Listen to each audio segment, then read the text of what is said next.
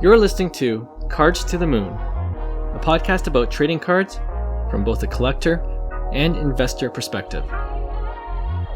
We hope you'll stick around for the ride as we take a deep dive into the state of the hobby, share some hot takes, hopefully some useful advice, and fun stories along the way. Hey guys, welcome back to Cards to the Moon. This is episode 102, and it's a Friday episode, and it's the episode that'll air right before Christmas. So Merry Christmas and Happy Holidays to all of our listeners. My name is Clark from 5Card Guys on Instagram and 5cardguys.com. And with me, as usual, is Hyung of Integrity Sports Cards and John, who is Trade You at Recess. All of our IG handles are linked in the show notes below. So for this episode, we're going to do a year in review in the hobby. But before we get to that, off the top, I want to briefly talk about the packs we've been ripping lately. And it's pretty addictive. Hyung, you're the one that put it on our radar. So do you want to tell our listeners what it is? I might be onto something, to be honest. It might be a different form of ripping, but I wasn't a big believer of NFTs before. Mm-hmm. But we all ripped the Soccer Prizm, the release, which I think there's a $30,000 bounty that right. somebody had on Messi. But I was thinking anybody could just say that. Like Panini could just say that. Like somebody paid a $30,000 bounty. Yeah, but it worked. Regardless. It totally worked. totally got me, because when you kind of calculate the odds, it's not that bad, right? And yeah, I actually enjoyed the experience, to be honest. You get 3 cards in a pack. And there was obviously like glitches, so new technology, that's the kind of downfall. Whether it's like there was a lot of people that caused kind of like more traffic on the site. I don't know what it was. Right. Maybe new framework or whatever. But overall, it was, as I experienced it, it kind of changed, I think, the way I feel about NFTs and sports cards. I do believe that there's some kind of future in it, just because the element's the same. And we talked earlier even about this, Clark, with your son. You know, your son is growing up on this way of ripping, and this guy was telling you to buy a $10 pack to rip another, 3 cards, right? So it's like, this may be onto something, is what I'm saying. I'm not saying that, people probably look at it and it's still worthless. Right. But what people don't understand is, like, when you go into like the Panini website and you're doing all this, there's a marketplace as well. Right? Whether it sells, there's history of sales, there's all these things that come with the NFT, and it's just a matter of, hey, if you rip something like valuable, you're able to liquidate it and sell it right away, right? So it's a form still of, ripping. It's just a different form where it's not physical. I actually hit a 1 of 1 myself in the second pack. I bought 15 packs, which is like $10 each. But second pack in, I didn't even know what to expect. I'm like, oh, does every other pack get a 1 of 1? Like, I don't know how frequent this is, but then I, pretty much skunked the last 14 packs or whatever. But it was the decent player, Dusan Vlahovic. He's a young stud coming up, potentially a Manchester United guy. Whoa, so that's pretty cool to pull a 1 of 1. I wish it was a real 1 of 1, or a Messi. Right. Yeah. So, but overall, honestly, it was a positive experience. It was probably a waste of $150 US, but you know what? Like I said, it's the experience that counts. And maybe, this NFT I could sell for more than $150. Yeah. Right? Yeah. Possible. Cool. Yeah. So addicting. We were just saying that amongst our own group when we got into it. Johnny, what do you think about, you got a few packs yourself? I ended up just buying 3 packs to kind of test the waters. I share Hyung. I understand what Hyung is saying, because I first time ever doing anything NFT wise. And it certainly did open my eyes to be more accepting of NFTs, because the experience was positive. I did feel those same feelings when you rip a pack, and a bit of excitement. And I got a gold out of 10, which was kind of cool. And I was like staring at it afterwards. So it's the same, literally all of the same feelings, except you're not physically holding it, right? So it's almost like getting a card and it's like in a vault. So I think there, you know, like in terms of the potential, I think you do gain a perspective of having a better understanding and appreciating a little bit. And I mean, for the degenerates out there, like packs are at your fingertips. You don't have to like re-up at a hobby store and like wait, you know, like, oh, I gotta go buy another box or whatever. You literally just press a button and you're buying more packs. It's really, it can be, I can see it being pretty dangerous because it's literally right at your fingertips. So it was a good experience. I liked it. Yeah. It's, you know, I've ripped open packs of Candy Digital NFTs, right? With college basketball and, of course, MLB packs. So it's kind of the same experience. Right. And the underlying technology is the same with the NFT packs. Right. You know, I love how the Panini Prizm Soccer, well, the Road to World Cup Qatar packs that we're ripping digitally, even the base cards are numbered at $13.99. Right. So that's a benefit of NFTs too. You can keep track of how many there are. Right. So that's a benefit. And, you know, the one of ones and like you could also keep track of what sells, how many of that card sold at any given time, because it's all trackable on the blockchain. So that's another benefit. And you can see what the marketplace is doing, like how many sold for how much. So it's pretty good. And like you said, Hyung, there are glitches, like the crypto marketplace that Panini is calling their own marketplace. I mean, even the name itself is kind of generic. Crypto marketplace is just selling their cards, right? It's not even cryptocurrency or anything like that. But it is a little bit clunky. But it can I believe it'll only get better over time, right? Mm-hmm. Like I can't even sell any of my cards because you got to go through the KYC process. Right. Yeah. And I can't even get to that next stage. It's like just glitches on me. Oh man. So I put a support ticket in and hopefully it gets rectified. But in the meantime, I got 9 beautiful cards on my Panini wallet digitally. And I think the best one I got was number 275. Okay. It was an Argentina player. I can't remember his name. If his name's not Messi, it's not that important. But I agree with you guys. The sentiment of ripping those packs open is very same kind of feeling, you know, and you know, sometimes you like to slow play it, like click it really slow. You know, like instead of just ripping an actual pack open. I'm just looking at the third card. That's all I'm looking at is the third card. I forget about the base number to $13.99. I'm just like, I don't care which one's the last one. But I believe there is a chase, Argentina chase that's pretty big in the rookie class. Okay. Yeah, in that. So I don't know what it's worth though. Like it's digital, right? So. Yeah. Newbie question. What's the difference between when you list your card public auction and crypto market? So I think that's unique to Panini. I'm not sure, to tell you the truth.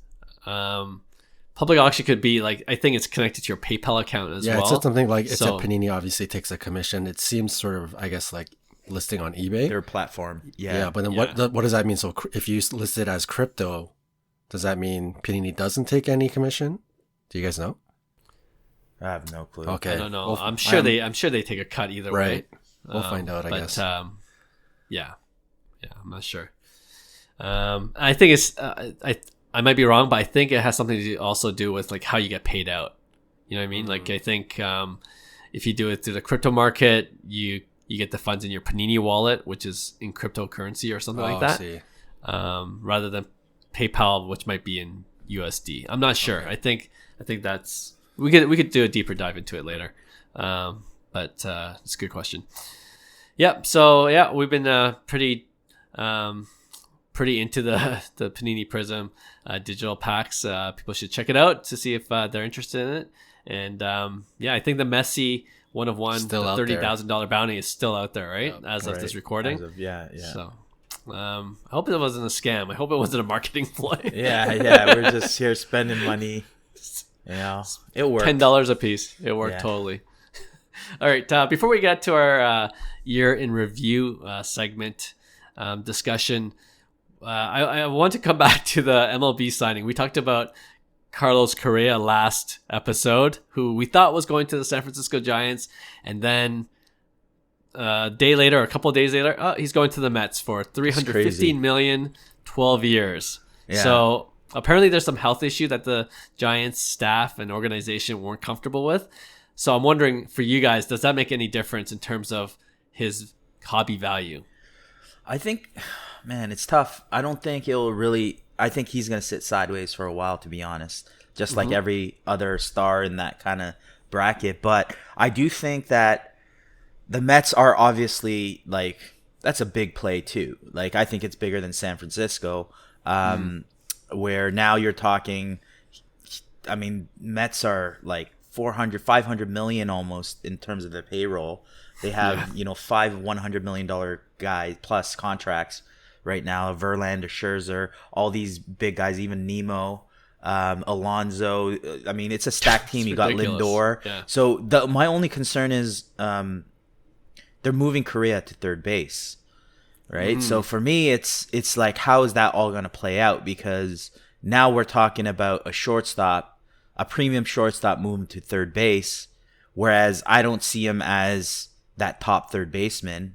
He's not a home run hitter, right? Or like, you know what I mean? So it's like, I understand that there might be a bit of like excitement because Cohen could buy everything, and he's a lifelong Met fan, right? As the owner, he's spending money like nothing. But he has unlimited money at the same time, and this is what he's doing. He's truly trying to build, that championship team, and he didn't even flinch when the opportunity came kind of up when, Scott Boras was dealing with, or it was a very delayed response by the Giants in terms of, the health concerns and stuff like that. So I think Boras made a deal, and, the Mets jumped on it, and I don't think it's going to impact his card value. I still think Correa has a lot of value in his card, so it's a good buy regardless.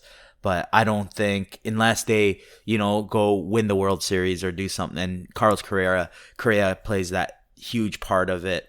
You know what I mean? Because if he's going to put up stats like, 280, 290 with 16 to 20 home runs, or maybe he hits a little more like 20 to 25, what does that look like, right? To his card prices. Really, he's not a guy that, slugs crazy amounts of home runs, right? He does the little things, right, that help to contribute in terms of his contribution as a player, right? So I have a few concerns with it, but overall, I think it ends up being more money, even though it's a 1 year less deal for him, because I think state taxes are a little less in New York than LA. So he actually makes more money with New York on the deal. I don't know. I don't know what to think about it. We'll see, because it's almost those things where, we'll just have to see, because there's so many superstars on the Mets. They're either going to be really good, or I don't know how it's going to look. It's going to be a really expensive team. Yeah, that's for sure. Yeah. Good on the Mets fans. Poor Giants fans. Oh boy, that's really horrible news for them. But hobby impact wise, for me, I don't think there's any. It's just gonna be zero hobby impact, no change. I think he probably has a much better opportunity to go chase another championship. So that might, like, a slight percentage, but I don't know if that actually ever will boost anything. Like Hyung said, I think something really special has to happen. Either like straight up starts winning more rings, or not even that, maybe something really special. Honestly, like being a part of the home run race, or like a 60 game hitting streak, or something like something special has to happen. So the move to the Mets, wild news, but no hobby impact. Yeah, I don't think it has significant hobby impact either, but it's enough for me not to invest in Korea now at this point. Like, it's a similar argument with what I had with Xander Bogaerts going to the Padres. The stack lineup, he's number 3 behind Soto and Tatis.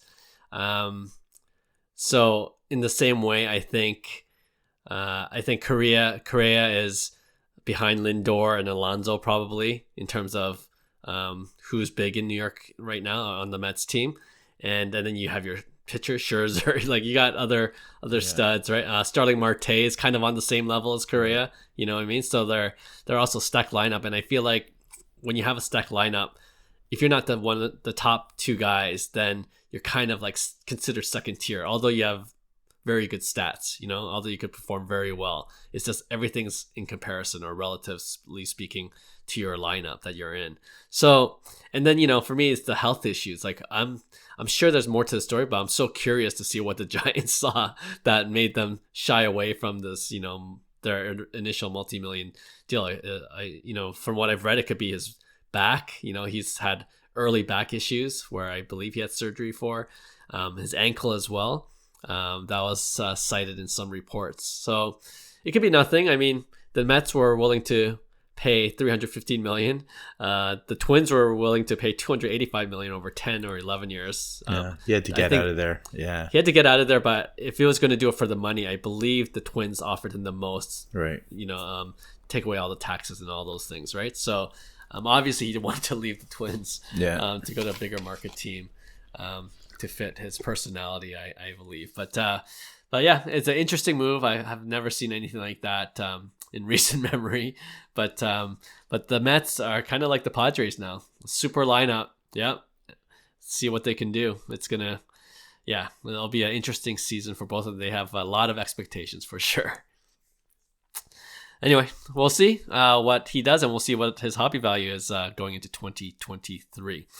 All right, so like we said, for this episode, for our discussion today, I wanted to do a quick year in review in the hobby. And instead of trying to go through every event, because I'm sure we'll miss some, let me just ask you guys, what's one or two things that happened this year in the world of sports cards that stuck out to you? Well, I'm not going to note the obvious because obviously, we're in a down year, so the bear market is no surprise. Sure. Mm-hmm. But in the midst of all the market kind of like dumping a bit, I think overall, from a baseball standpoint at least, it finished pretty strong because of what we talked about, I think, earlier on previous episodes about like a good rookie class in Topps Chrome. It's going to lead to good Bowman Chrome class in terms of, chasing prospects, right? And that kind of fueled kind of that downer of the whole market, because from a hobby perspective, you're still getting excited.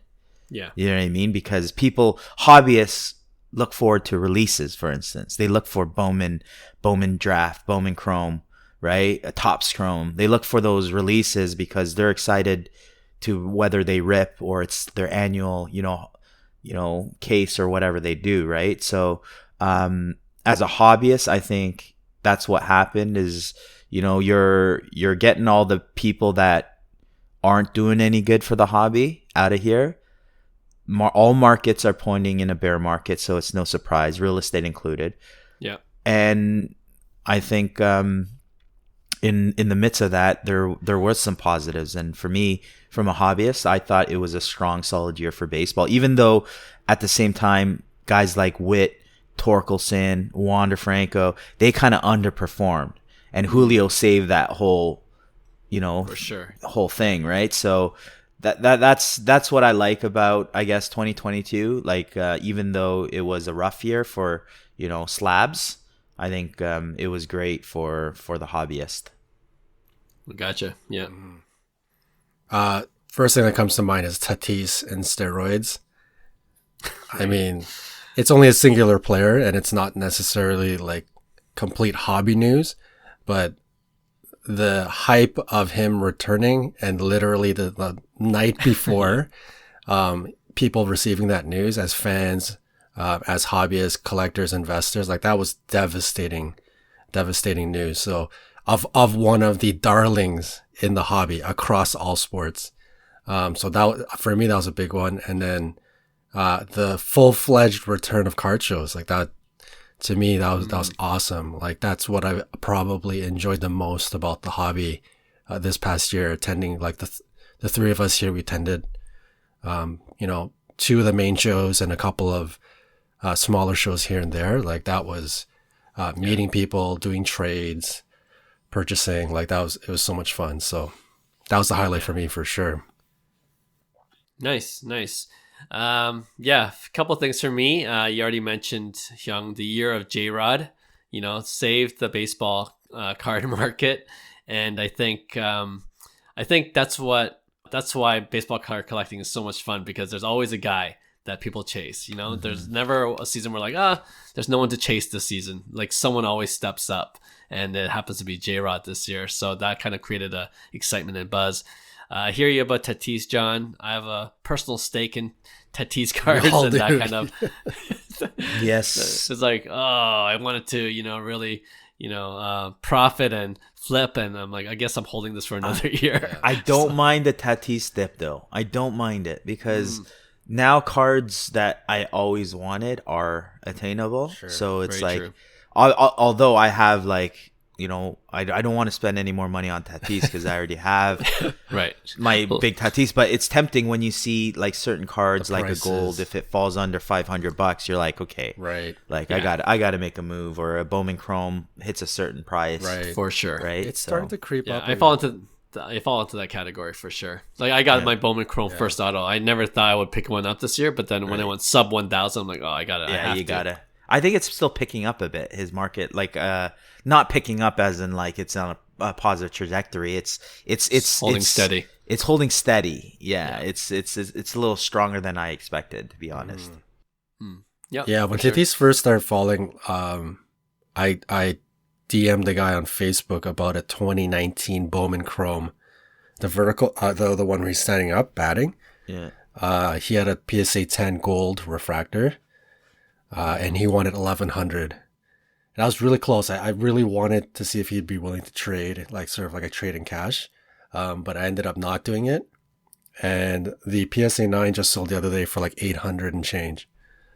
Oh, wow. So, the looks like it's not like, making a roaring comeback, but I think slowly the prices for Tatis are starting to tighten up and maybe slowly starting to climb as we approach the following year.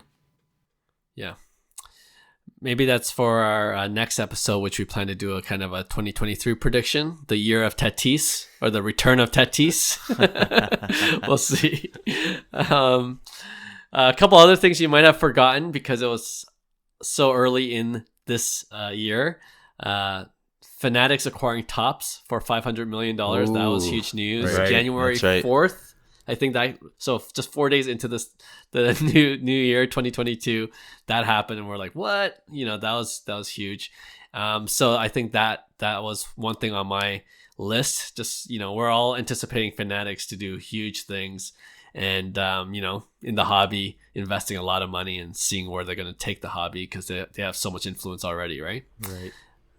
And the other one was the sale of the 1952 Topps Mickey Mantle, huge SGC 9.5. Beautiful card. 12.6 million. Yeah. I think that was a huge indicator too, right? Because that without that sale, I think you have a lot more uncertainty of the markets, because it just, to me, that's proof that long term there's a viable market, right? And in sports cards specifically and collectibles. So for me to see that, it was a positive sign regardless of the bearish market. So to me, that sale was actually really, really important to the hobby, in my opinion. Yeah. I think it was really important for SGC as well. Yes, it helped them a lot too. Yeah, for sure. Yeah. Just to have that in their slab, for sure, the high value card. We talked about it in previous episodes. SGC needs more of that to really compete at the PSA level, right? So another thing, the launch of Mint Collective, that was a new show that launched early this past year, right, in Vegas. We had Ezra Levine on this show, and he talked about it. I was actually with Will today, Will Chong from Dolly's, and we were actually talking about Mint Collective. It's in March in Vegas again, and he was telling me to come. He was telling you guys to come too, but he was saying that it's great for the industry, or great for the hobby. Because it's totally different from typical card shows where you're just going as a kind of like a hobbyist, and this is innovation. We're talking about like future of the hobby, the state of the hobby. There's positive energy. There's different companies. There's more money involved. Plus, you have the trading aspect to it as well, right? March. All right, I'll talk to my wife after Vegas, the show. baby. No, that would be amazing if we could go. Yeah. So yeah, that was a successful launch of the Mint Collective, and I know, just like you mentioned, people are looking forward to it again. Other live shows, you mentioned that, John, already. It was great to connect with fellow collectors, especially here locally. And the only other thing I had here was what we started off with, Hyung. Obviously, the biggest news is the decline of the sports card market in general, just because of the state of the economy. But like you said as well, I think there's a lot of positives within 2022. And we always said in previous episodes, too, that there are opportunities to be had in even in the bear market, right? So, who knows what 2023 will bring. The economy looks like it'll be holding steady and bordering recession still, but again, opportunities to be had. And just I'm personally bullish on the hobby in general. You just got to kind of roll with the punches, so to speak. Well, I actually thought of one that might receive a bit of hate. Okay. As much as guys like Backyard Breaks receive a lot of heat, I think the popularity in breaking and filming your rips really highlighted some like amazing pulls. Like, it wasn't until this year, literally this year, every massive card you can think of was filmed and pulled, probably on film, right? So that, like, as a hobbyist, you got to witness and watch as value entertainment. People ripping. You can hate on it all you want, but you still got to watch it, and it's pretty cool to watch it, right? So that's a good point. Yeah, hobby as entertainment for sure. I think that's a really good point. I'm glad you brought it up because generally speaking, whether you hate those guys or not, the more entertaining the hobby is, the better it is, because that'll keep people interested and just having people stay in the hobby as well. So. All right, I think that's a pretty suffice year in review. I thought we covered a lot of ground within the 30 minutes for this shorter Friday episode. A lot went on. I'm sure we missed a few things. If you, our listener, thought of something that we just blatantly missed, please DM us, let us know, and we'll be glad to bring it up in a future episode. But yeah, 2022, through its ups and downs, the hobby was still fun. We're still doing this podcast weekly. There's no shortage of things to talk about, and I'm sure it'll be that way heading into the new year. So speaking of 2023, next week in our last episode of season 2 and of 2022, we'll go over some hobby predictions like we mentioned for the upcoming year. So don't miss that episode, coming to you next Tuesday. Until then, take care, everyone. And again, Merry Christmas, Happy Holidays to you all. Hey, thanks for listening to Cards to the Moon. We'd really appreciate you subscribing to our podcast wherever you listen to your podcasts. And you can also connect with each of us on Instagram at 5cardguys, or you can follow Hyung at Integrity Sports Cards, or John at TradeU at Recess. You can also check us out at 5cardguys.com. Thanks again, and hope to connect soon.